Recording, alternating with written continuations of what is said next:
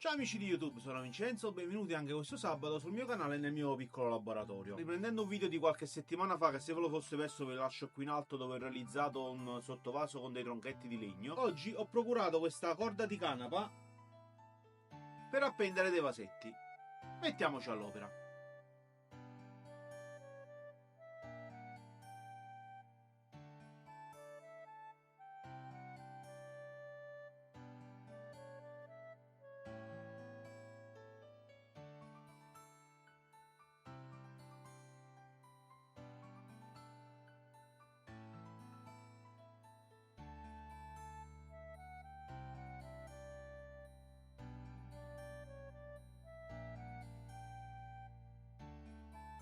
Per togliere in sicurezza lo scotch ed evitare che si srotoli la corda, applico delle gocce di ciano acrilica sulla testa del taglio.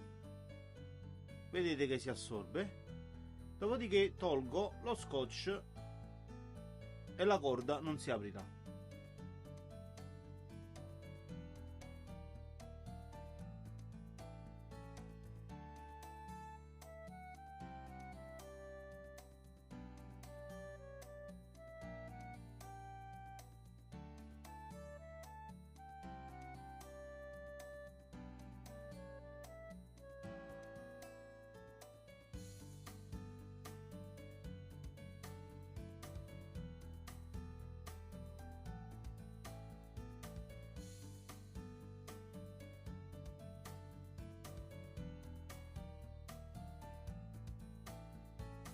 Cercherò di far capitare il nodo, che di lato sarebbe brutto a vedersi, nella parte inferiore del vaso. Creo una X al centro del nodo, vedete, in questo modo. Per fermare la posizione ad X ho fatto passare una fascetta al centro del nodo e ho fermato il centro della X. Creando questo incrocio facciamo in modo che la corda non superi il bordo del vaso. Faccio passare tutta la corda all'interno del cappio creato in precedenza, lasciando questi due occhielli liberi.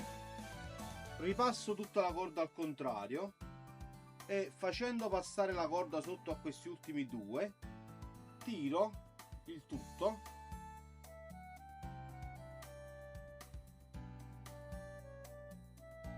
e il vaso risulterà perfettamente ingabbiato all'interno della corda.